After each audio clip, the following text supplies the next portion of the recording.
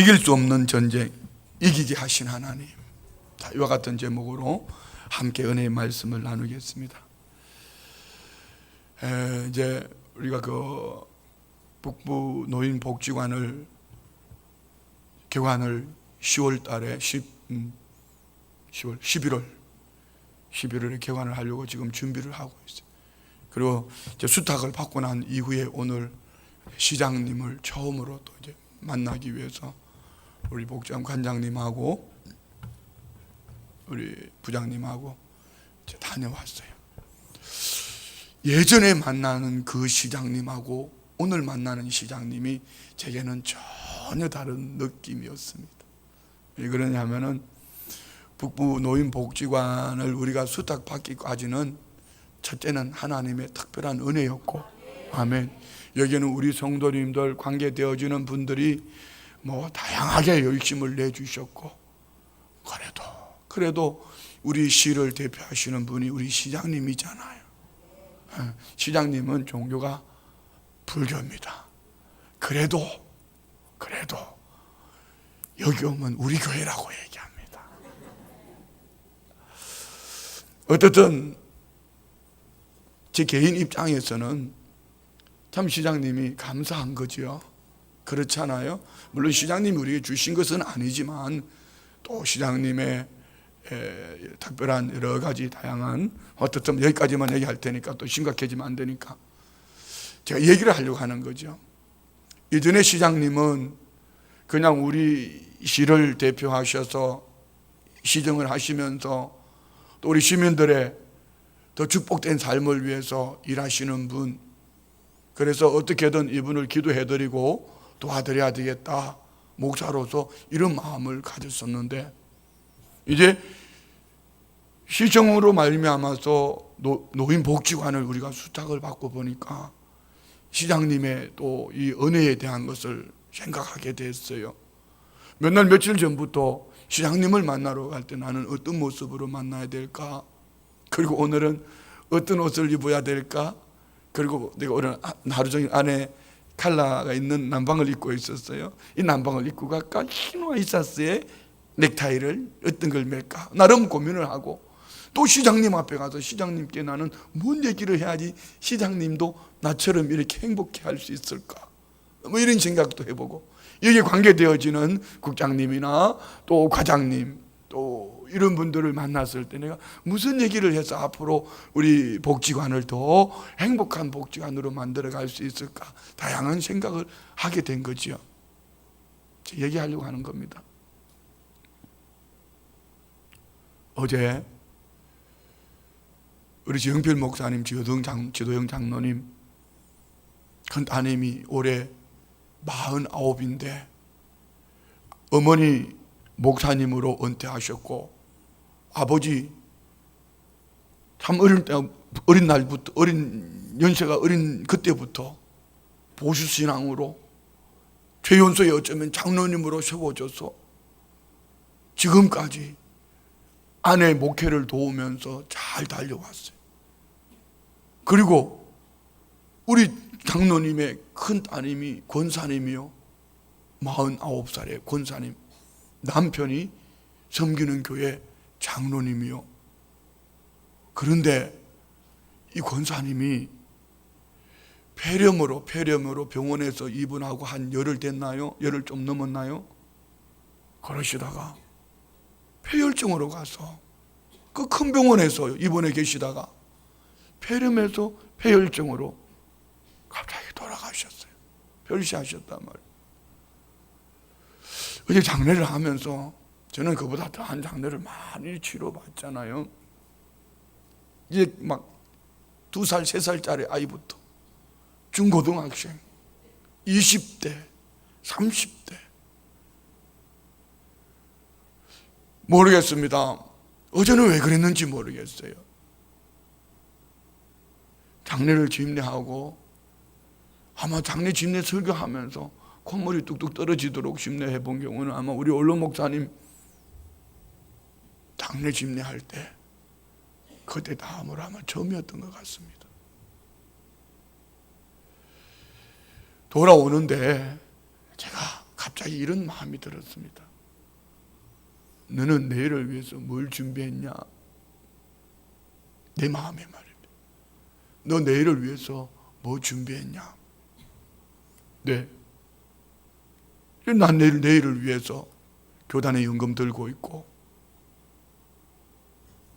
온천에 목회하다가 보니까 새로운 성도 나오는데 보니까 보험을 하는데 내가 보험을 안 들어주면은 그 성도가 어디 가도 보험을 못 들 것 같더라고. 내가 보험을 들어주고 나니까 며칠 있다가 보니까 또 가버리고 없더라. 들은 것도 하나님의 뜻이거니 하고 그냥 근데찍이 오다가 보니까 보험이 그렇게 됐네요. 보험 든 거 있습니다. 뭐 이렇게 내일을 준비했습니다. 이런 마음을 가지려고 하는 그때에 성령님이 너 죽고 나면 그 뭔 소용이 있냐? 이런 마음에 또 감동을 주셨어요.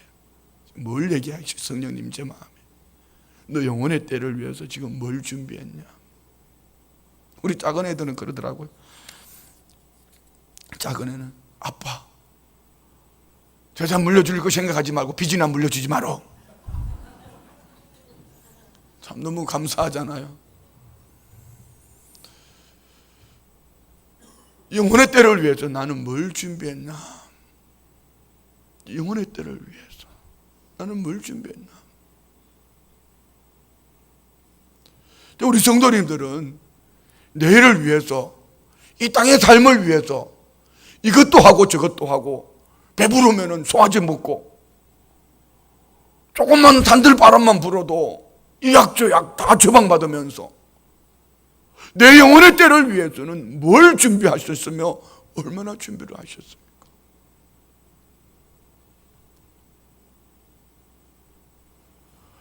나는 시장님을 통해서 어떻든 시청을 통하여서 수탁되어진 이 노인복지관을 오늘 제가 거기서 그런 약속을 했습니다. 우리 교회를 믿고 맡겨주신 만큼 최고의 노인복지관이 되도록 한번 노력해 보겠습니다. 뭐죠?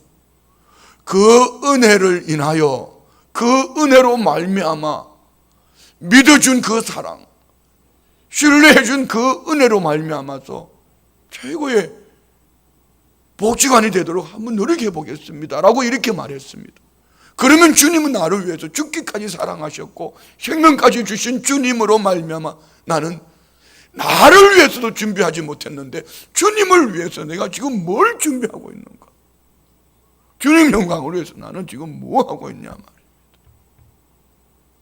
자, 오늘 밤에 우리 기도하면서 여기에는 이제 며칠 있으면 11월 16일이면 우리의 자녀들 대학 수능 시험이 있습니다. 부모님들이 기도해야죠. 꼭 원하는 그것이 합격되도록 기도하는 것이 아니고 이번 수능 시험을 통하여 우리의 자녀들이 하나님의 뜻대로 살아갈 수 있도록 붙는 것도 아니면은 어느 방향을 선택하는 것도 하나님의 뜻대로 되게 하여 달라. 좀 있으면은 이제 우리 선생님들 되시려고 뭔 시험 봐요? 네, 시험 봐야 돼. 제가 알기로는 우리 교회 안에 이 시험을 보는 자매님들이 다 신앙생활이 참 예뻐요. 오늘 제가 신방을 다니다 누구 보고 그 얘기했습니다. 이번에 다 될 거야. 다 될 거야. 이런 마음. 그런데 다 되면은 하나님의 뜻이고 다 되면 하나님의 영광이고 다 안 되면 하나님의 뜻이 아니고 하나님의 영광이 되지 않을까요? 그렇지 않아요. 하나님은 택하심을 입은 우리들을 한 걸음씩 동행하시면서 하나님이 원하시는 하나님의 사람으로 만들어 가시는 거예요. 아멘. 오늘 제가 저녁에 밥을 먹다가 우리 전도사님한테 옐로 카드를 받았습니다. 전도사님이 목사님 식사하실 때는 그 휴대폰 좀 내려놓으시면 안 될까요? 옆에서 불편해서 밥을 못 먹겠대. 왜? 부교육자들 같이 앉아가지고 계속 카톡하면서 밥을 먹으니까 솔직하게 저도 그런 날은요, 배가 나왔는지 안 나왔는지도 모르고 그냥 막 먹습니다. 먹으면서 또 이렇게 하고 막 심각하니까 막 주거니받거니 합니다. 그런데 내용이 이런 거예요. 제 아버지가 이제 발순이에요. 이 동생들로부터 단체 카톡에 아버지 발순을 어떻게 하실 거냐고 이렇게 메시지가 왔잖아요. 막 이걸 가지고 고민을 하면서 이런 얘기 저런 얘기 하다가 그랬더니 뭐 밥은 식사는 뭐 어떻게 할 것이며 손님은 누구를 초대할 것이며 그리고 아버지 형제분들은 어떻게 할 것이며 어디로 모시고 갈 것이면서 막 심각하게, 제가 장남이니까 또 어떻든 제가 그러니까 뭐 하여튼 중요한 거예요. 뭐 이렇게 그러니까 어떤 동생은 뭐 물질은 내가 책임지겠습니다. 뭐 그러면 오빠는 뭐 영상을 멋있는 걸 하나 준비하세요. 뭐 이렇게 다양하게 어쨌든 결론이 내가는 그 부분에 요즘 저희 아버지 어머니를 배우면서 이런 생각을 해봤어요. 저희 어머니가 많이 늙으셨더라고. 저희 아버지가 벌써 내 마음에는 아직까지 늘 호령하시던 40대인데 이제 80대 할배가 됐어요. 저희 어르신들이 며칠을 더 사실까? 몇 년을 더 사실까? 장남으로서 우리 부모님에게 최고로 행복하게 해드릴 수 있는 게 뭐가 있을까? 좋아요. 뭐 아버지 형제분들 다 출정하라 하고, 우리 아버지 이제 고향에는 동생이 동네 잔치하라고 이미 막 돈 보내줬더라고요. 동네 분들 막 그냥 자기들끼리 잔치하는 거예요. 주인공은 여기 있는데 질수는 안 해드렸으니까 발수는 꼭 해야 된대. 동생들이. 그럼 누구를 초청해야 되나? 뭘 먹을까? 뭘 입을까? 뭘 마실까? 뭐 이것만 생각하는 거죠. 그리고 어디로 모셔갈까? 그런데 몇 날 전부터 저희 아버지 어머니를 바라보면서 제 마음에 가졌던 한 소원이 있습니다. 어떻게 우리 아버지 어머니를 천국에 가서 상얻게 해드릴까? 한평생 종손의 집안에 온 제사라는 제사는 다 끌어모아가지고 온 동네의 제사랑은 다 지내면서 지내오셨는데 이 어르신들을 어떻게 주님 앞에 가서 상얻게 해드릴 수 있을까?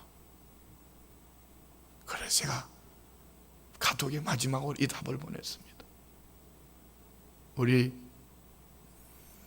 아버지 발순 기념해서 우리 기념비를 하나 세워드리자. 아버지 성함으로 못하는 사람은 어쩔 수 없다. 너희들의 형편대로 그랬더니 둘째 동생이 답이 왔어요. 나 혼자 다 할 수 있지만 우리 아버지 성함으로 하니까 자기가 할 수 있는 대로 한번 해보자고. 그렇게 제 얘기가 끝났습니다. 얼마가 거둬질지 어디에 어떻게 할지는 아직까지 아무런 계획도 없습니다. 자녀로서 먹고 마시고 입고 즐기고 잔치 베풀어 드리는 거 장남으로서 당연하고 이 잔치 잘 해드리면은 참 그 집 아들 목사 됐다는데만은 참 낫네, 다르네, 참 그 집안에 참 괜찮네, 이렇게 말하실 수도 있습니다. 사람으로부터 이런 칭찬을 듣고 좋은 얘기를 듣는 거 참 귀한 거지요. 그런데 몇 년일지 모르지만, 앞으로 몇 년이실지 모르지만 주님 앞에 가셨을 때 저 어르신들을 어떻게 상어들게 해드릴까? 내 아버지 내 어머니를 어떻게 주님 앞에 섰을 때에 인생의 마지막 때 영혼의 때 어떻게 상어들게 해드릴까? 한평생 나를 위해서 울고 웃고 눈물로 지내오신 분들인데, 자 여러분, 우리 성도님들은 어떠세요?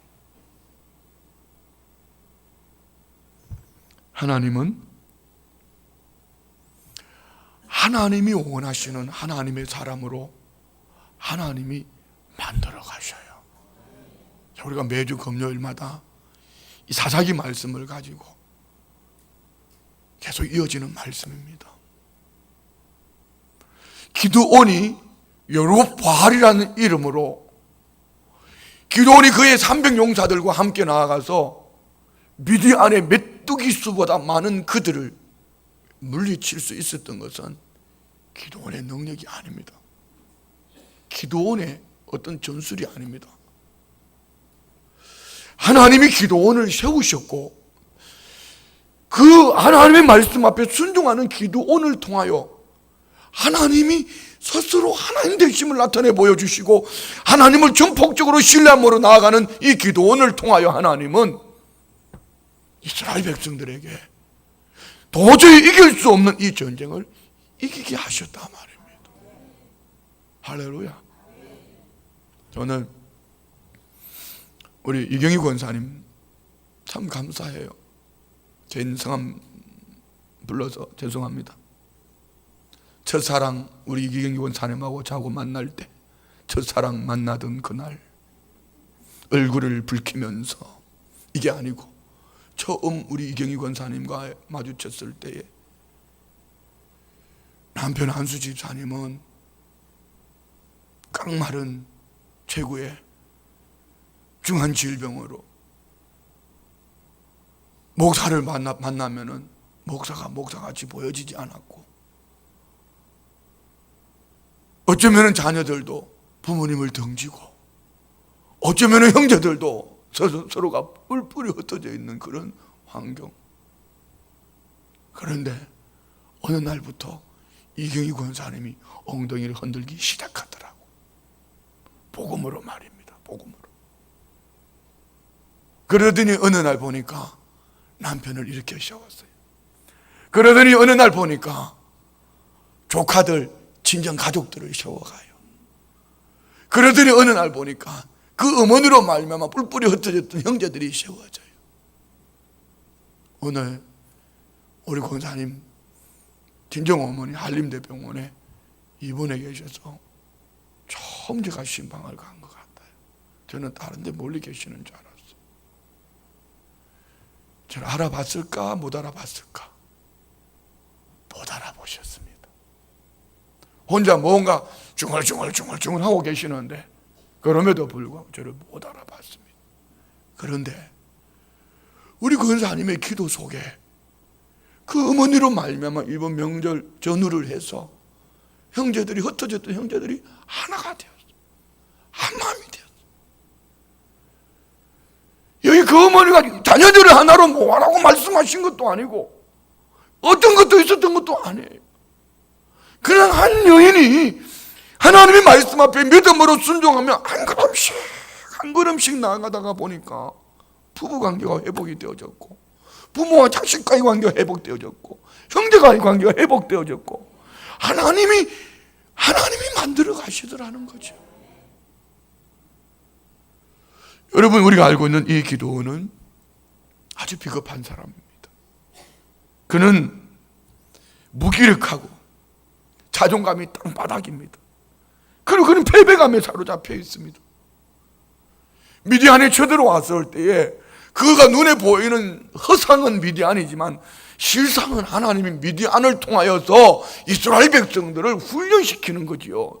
그 백성들 안에 하나님이 함께 하심을 나타내 보이는데 하나님이 그때 지목한 사람이 무기력해 빠졌고 자존감이 땅바닥이고 패배감에 사로잡혀 있는 이 기드온을 지목하신 거예요. 하나님의 일방적인 은혜죠. 저와 우리를 지목하신 것도 하나님의 일방적인 은혜인 줄 믿습니다.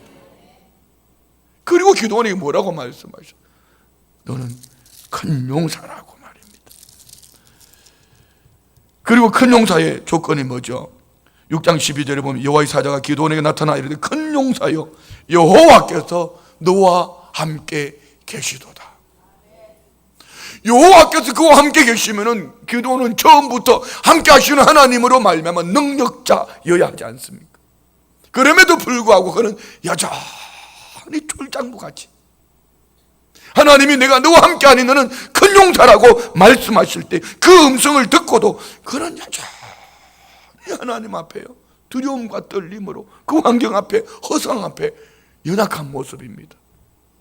그런데 하나님이 이 기도원을 이길 수 없는 전쟁을 이기게 하신 하나님이 기도원을 여룻발로 만들어갈 때 그 중심에 있었던 두 가지. 첫 번째는요, 그럼에도 불구하고 하나님의 명령을 따라 순종하고 가는 기도원. 한번 따라 합시다. 그럼에도 불구하고 하나님의 명령을 따라 순종하고 가는 기도원. 자, 그러면 우리에게 적용해야 되겠죠. 여러분이 지금 어떤 모습 속에 있습니까? 어떤 환경 속에 있습니까? 그게 너무 그게 크고 대수롭지 않아요. 그건 허상이에요, 허상이에요.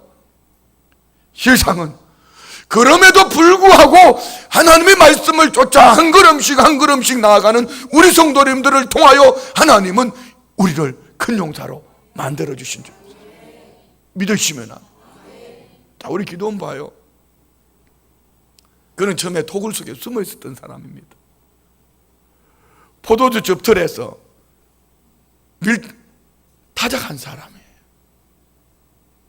그리고 그는 하나님이 너 함께 한다고 이렇게 말씀해 주셨습니다. 그리고 하나님이 너 전쟁할 준비해라. 다 불러 모아라. 불러 모았습니다. 불러 모은 숫자가 32,000명이요. 근데 하나님은 이 기도원이 너무 많다고 말씀합니다. 여차저차이가 돌려보내고 나중에 300명만 남았습니다. 13만 5천 명을 여러분 3만 2천 명이 나가는 것도 힘든데 하나님은 돌려보내라고 합니다. 왜 그러셨죠?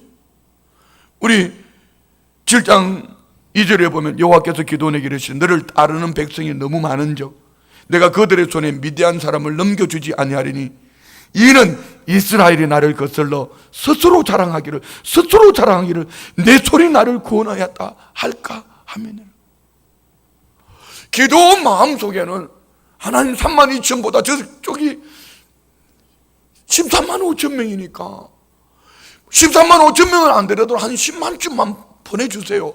이게 우리의 소원 아닙니까? 그래요, 안 그래요? 표정들이 안 그런 척하고 있는데 거짓말쟁이 같으니라고. 진짜 상대편이 13만 5천 명이면 하나님 내게 복을 주셔서 얼마를 주시면 좋겠어요?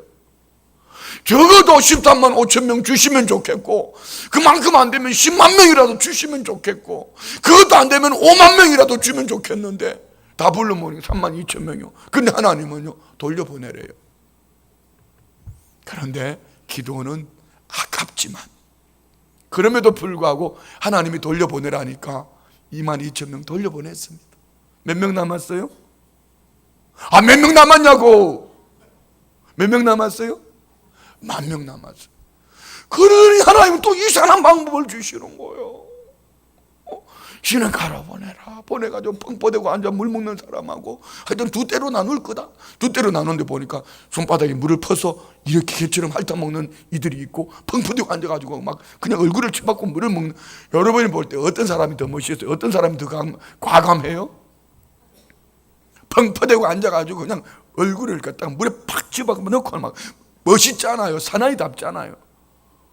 그런데 하나님은 그렇게 물 떠가지고 주변을 살피면서 개처럼 물 핥아먹는 이 300명. 그런데 우리는 여기에서 머리를 치받고 있는 이 사람들이 멋있었다, 뭐 이걸 물 퍼가지고 뭐 주도 면밀했다, 이게 아니고 하나님은 최소한의 숫자를 남기는. 얼마만큼요? 내 손이 아니라 하나님이 이기게 하셨다라고 말씀하시는 그 숫자를 만들어 가시는 거예요. 근데 기도원은 10,000명 중에 또 9,700명을 돌려보내 버리는 거예요. 우리가 사노라면은 하나님 나 이거 좀 작은데 좀 더 있으면 좋겠는데, 그런데 하나님은 그거마저도 내놓으래. 그러더니 이것만은 안 되겠는데, 하나님 이것만은 안 되겠는데 했는데 하나님 그것마저도 돌려보내래. 그 나중에 남은 거 보니까 아무것도 없어. 그게 뭐죠? 거루터기입니다. 그것이 마치 한겨울에 오는 눈의 핵처럼 내 인생에 하나님이 내 안에 심어놓은 거루터기, 이 300명을 가지고 하나님이 기도원에게 말씀하시는 거예요. 너 이 300명 데려가서 싸워라. 그리고 기도원은요 여전히 두려워합니다. 우리 7장 9절 한번 볼까요? 7장 9절. 7장 9절 시작. 그 밤에 여호와께서 기드온에게 이르시되 일어나 진영으로 내려가라. 내가 그것을 내 손에 넘겨주었느니라. 만일 네가 내려가기를 두려워하거든 내 부하 부라와 함께 그 진영으로 내려가서 그들이 하는 말을 들어라. 그 후에 내 손이 강하여져서 그 진영으로 내려가리라 하시니 기드온이 이에 그의 부하 부라와 함께 군대가 있는 진영 근처로 내려가. 자 보세요. 하나님이 이렇게 은혜를 주시고 응답을 주셨으면 오늘 밤에 우리가 금요 기도할 때 막 기도하고 막 부르짖고 기도하고 막 외치고 기도하고 땀을 흘리며 기도하고 머리를 막 흔들면서 기도하고 막 아이샤도가 막 내려와가지고 지워져가지고 막 유령같이 기도하고 막 춤을 추면서 기도하고 찬양하고 기도했어요. 그러니까 마음도 시원하고 마음도 뭔가 평안을 얻어서 뭔가 응답될 것 같아. 그런데 집에 가보니까 똑같이 그 모습 그대로예요. 이거 뭐야? 기도원이 그거예요. 여전히 두려운데 하나님이 새로운 숙제를 주시는. 너 미디안으로 가봐. 그 군대 진영으로 가봐. 너 두렵냐? 너 혼자 가지 말고 내 부하 부라를 데리고 가봐. 두려워하면서도 그는 여전히 하나님이 그렇게 말씀하셨기 때문에 그 명령을 쫓아 한 걸음씩 한 걸음씩 한 걸음씩 한 걸음씩 가는 거예요. 근데 놀라운 것은 미디안의 진영에 갔는데 가까이 가서 보니 보초병 둘이가 얘기하는데 꿈 얘기를 하는 거예요. 이보게 어젯밤에 내가 꿈을 꾸었네. 꿈속에서 선의를 만났네. 이게 아니고 꿈속에서 보리떡 하나가 굴러와가지고 우리 진영에 굴러오는데 우리 진영이 그냥 쑥대밭이 됐네. 그랬더니 더 웃기는 거는 다른 보초병이 이 꿈을 해몽을 하는데 기가 막히게 꿈을 해몽하는 거예요. 14절 보면 7장 14절에요. 그의 친구가 대답하여 이르되 이는 다른 것이 아니라 이스라엘 사람 요아스의 아들. 누구 얘기하는 거예요? 자기 얘기하는 거예요. 요아스 아들 기드온의 칼이라 하나님이 미디안과 그 모든 진영을 그의 손에 넘겨주셨느니라 하더라. 아멘. 자 여러분, 우리가 기드온의 이 전쟁 가운데 기드온이 칼을 썼다는 얘기가 있어요 없어요? 기드온은 전쟁을 쳐본 군사가 아닙니다. 용사가 아닙니다. 그냥 그는요 하나님 말씀대로 믿음으로 그냥 삐그덕 하면서 순종하고 그럼에도 불구하고 순종하고 갔을 뿐이에요. 두려워 떨면서 그냥 한 걸음씩 스텝 바이 더 스텝 가는 거예요. 갔을 뿐이에요.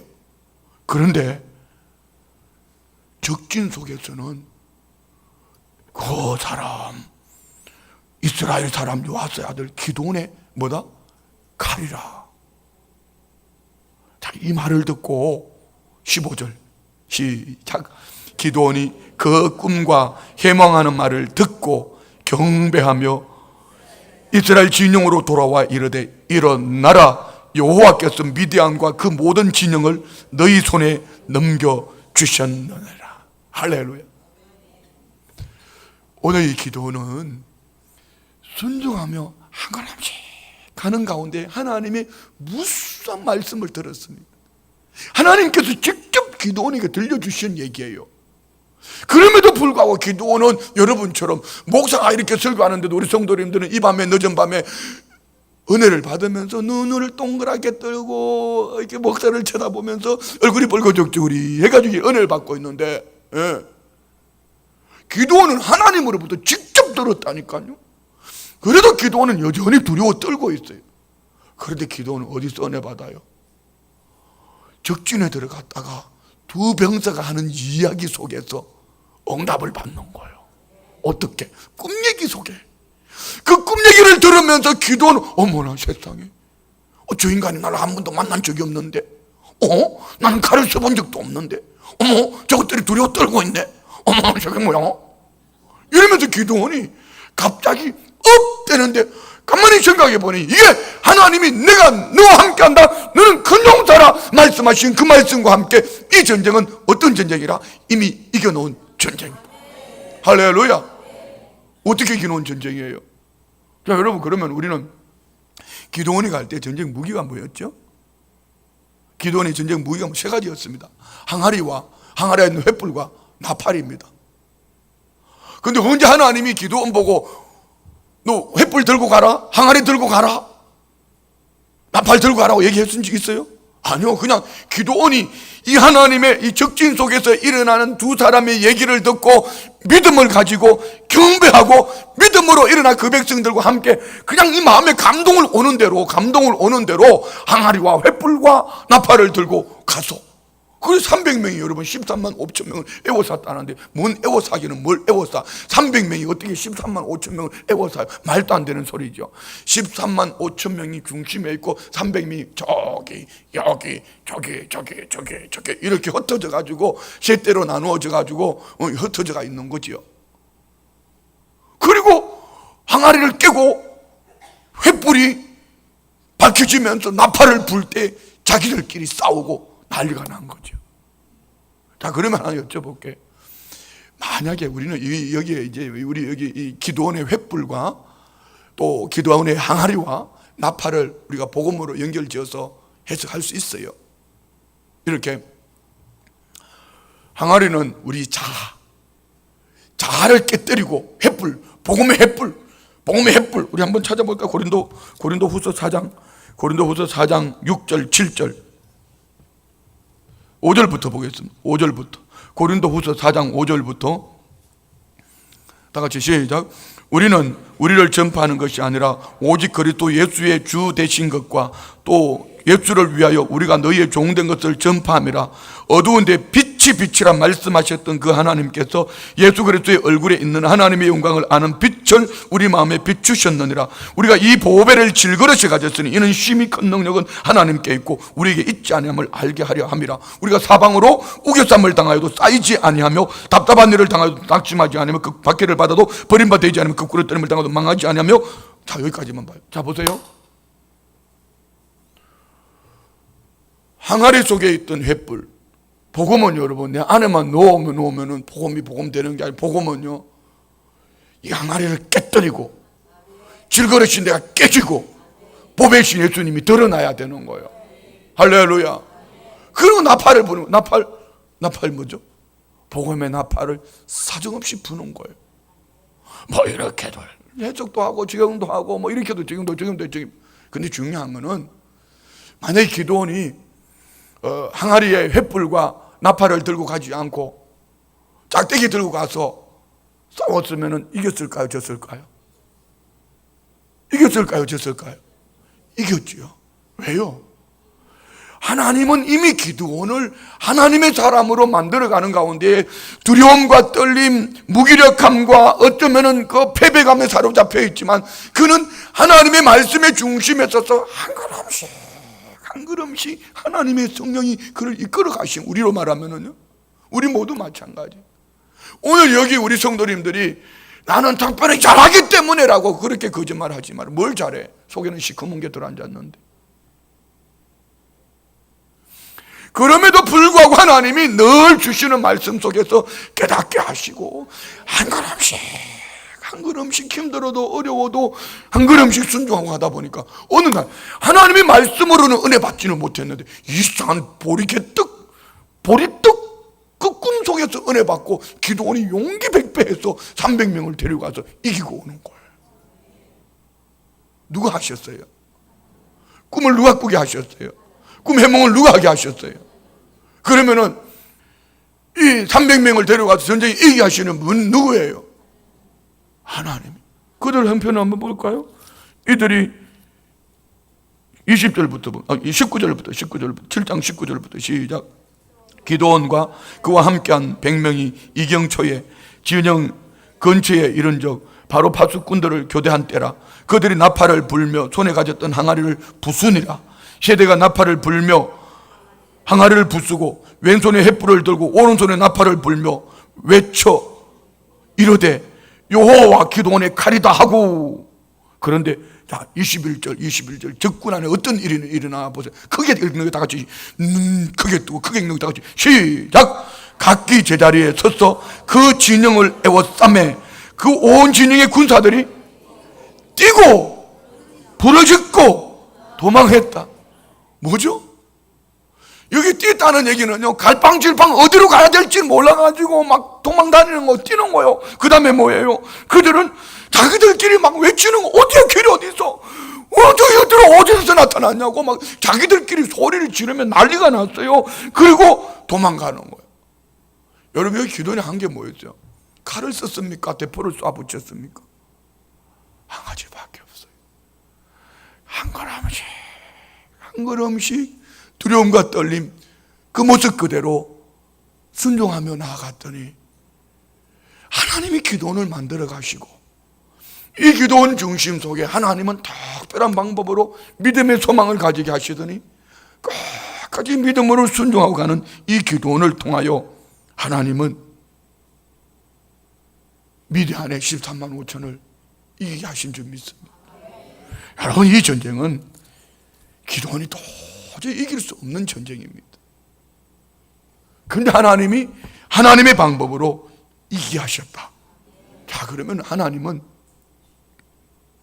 우리가 생각할 때는, 우리 하나님이 이것을 기뻐하니까 이 방법으로 하면은 하나님이 좋아할 거야. 이렇게 우리가 예배를 하면 좋아할 거야. 이렇게 찬양을 하면 하나님이 좋아하실 거야. 맞습니다. 고린도전서의 말씀처럼 기도할 때도 우리가 영과 진리로 기도하고, 아멘 좀 해보소. 찬양할 때도 영과 진리로 찬양하고, 하나님이 기뻐하시고, 예배를 신령과 진정으로 예배하면 하나님이 기뻐하실 거예요. 그러나 하나님은 그 방법을 원하시는 것이 아니고 누구를 원하시는 거예요? 하나님은 방법이 아닌 그 사람을 붙드시는 거예요. 하나님은 오늘 이스라엘 백성들을 위해서 기도원 한 사람을 붙드시더니, 여기 기도원과 함께하는 300명, 그 300명을 붙드시고, 그들이 어떤 방법을 썼기 때문이 아니고 이들이 하나님의 말씀하신 대로 작은 그 속에 한 걸음씩 한 걸음씩 나가는 어느 날 뒤돌아보니까 하나님이 역사하셨어요. 자, 여기에 똑같이 반복되어지는 자기 자신의 삶 때문에 좀 지루하게 느껴지는 분들 없으세요? 아, 저 집은 저 집은 그냥 아버지 한 분만 불러도 다 응답되어지는 것 같은데, 나는 금식하고 밤낮 쥐어도 부르짖고 목사가 시키는 대로 다 순종했는데 우리 집 구석은 왜 이 모양인지 모르겠다고. 여러분, 매일 엎어지는 것 같고 매일 자빠지는 것, 그런 분 없으세요?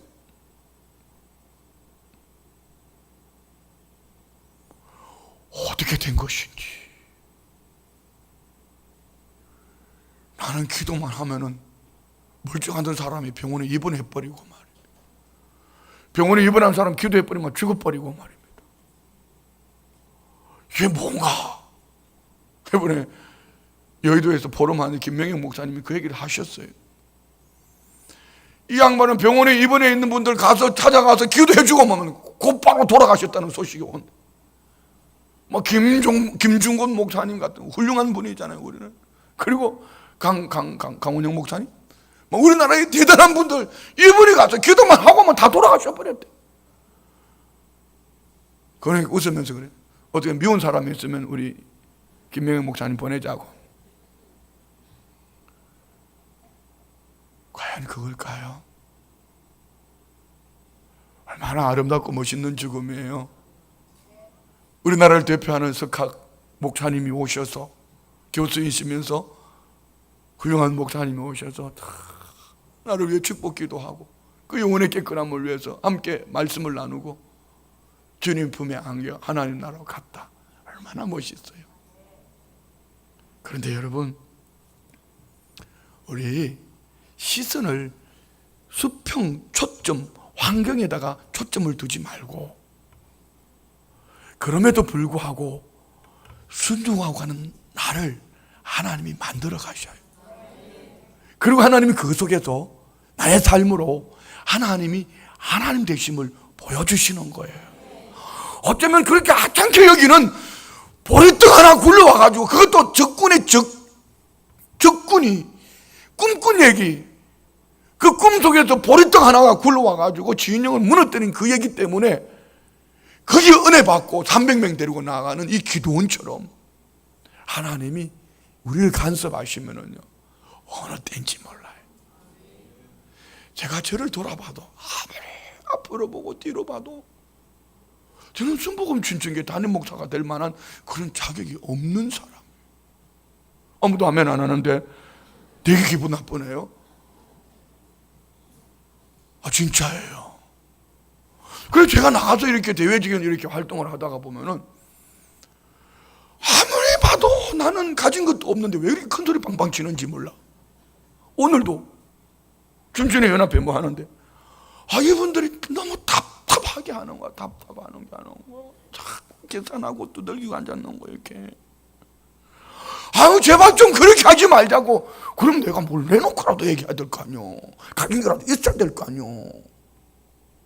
그런데 그 사람이 팡팡 쳤어. 미안해요. 5년 동안 앞에 이 목사가 큰 소리 빵빵 치고 왔는데 잘못된 거 있으면 얘기해 봐봐. 성질 더러운 거 빼고. 아니 옆에 한번 물어봐요. 옆집에 한번 우리 목사 성질 더러운 거 말고 목사가 교회가 함께 하자 해서 잘못된 거 있냐고 한번 물어봐봐요. 그러면은 그걸 누가 나한테 이렇게 하라고 일러줬습니까? 저렇게 가라고 일러줬습니까? 그냥 기도하다가 마음에 감동이 오는 대로 성도님들 이번에는 길거리에 우리 청소하러 갑시다 하니까 한 달 동안 막 매주 토요일마다 갓벌이 청소하러 가는 거. 나무 막 패고 막 할배들 막 경사진데 내려가서 그냥 가시나무 패고 할매들은 길거리 쓰레기 줍고 너무하고 말입니다. 응? 그리고 막 젊은 것들은 이거 불어 쓰레기 막 불어내고 말입니다. 그거 분해요. 군부대 갑시다 하면 가고요. 그럼 뭐 또 노인 복지합시다 하면 가고. 그 어떻게 보면 우리 성도님들이 믿음이 좋은 건지 내가 믿음이 좋은 건지는 잘 몰라도 좀 바보들 집단 같기도 하고 그래요. 그런데 얼마 전에 물어봤습니다. 이번 곧 이제 당회가 있으니까 재정 장로님 올해 어떻게 예산과 집행이 그냥 맞아 돌아갑니까? 예, 목사님 지금 73%가 집행이 됐대요. 그러면 여러분 잘한 거예요. 75%가 집행이 되면은 3분기를 지나면서 딱 맞는 거예요. 그런데 여러분 이게 무슨 계획이 있었습니까? 아니면은 어떻게 하겠다고 뭘 한 게 있습니까? 하나님은 정확하게 하나님의 타이밍에 맞도록 부족한 저에게 마음의 감동을 주시고 바보 같은 성도들은 같이 따라가고 믿음으로 순종하고 가고 한 걸음씩 가면서 금요일 밤에 모이라 그러니까 이 밤에 주무시지도 않고 졸지도 않고 이렇게 나와 앉아가지고 있죠. 그렇잖아요. 뭐죠? 여기에 하나님이 방법을 주셨습니까? 아니면 하나님이 우리에게 구체적으로 말씀을 주셨습니까? 근데 하나님은 딱 두 가지 오늘 본문에 그럼에도 불구하고 하나님이 마음에 감동을 주시는 말씀을 쫓아 한 걸음씩 순종하고 가는 우리 교회가 우리 성도님들이 바로 기도원의 용사예요. 두 번째는요, 인간의 방법이 아니라 나팔이고 아니면 항아리고 횃불이 아니라 하나님이 마음에 감동을 주시는 대로 가니까 하나님이 하시는 거예요. 여러분 모두 마찬가지예요. 예수님 치료하실 때 보세요. 어떤 얘기는 막 침을 뱉어가지고 그냥 눈에 갖다 발라가지고 그냥 가서 씻어라. 어떤 얘기는 네가 낫고자 하느냐? 아멘. 근데 오늘 너희 집에 가서 고쳐줄게. 우리 집에 오시면 안 됩니다. 우리 집에 얘도 부하가 있고 주님 말씀하시면 됩니다. 뭐 이렇게 주님의 방법은 다양한 거예요. 오늘 똑같은 설교를 들으면서 오늘 우리 성도님들에게 하나님이 주시는 은혜는 다양한 겁니다. 중요한 거는 두 가지다. 한 가지. 그럼에도 불구하고 말씀하신 대로 순종하고 가는 거예요. 두 번째는 방법에다가 초점을 맞추지 말고 하나님이 붙들고 계신다. 하나님이 만들어 가신다. 하나님이 기뻐하시면은 뒤돌아서지 말자. 그리고 내가 부탁하는데 목사가 설교할 때 쪽지 같은 거 이거 돌리지 마라. 내가 오늘도 그 장로님들 목사가 설교하는데 쪽지 쫙 보내는 순간에 설교가 하고 싶지가 않더라고.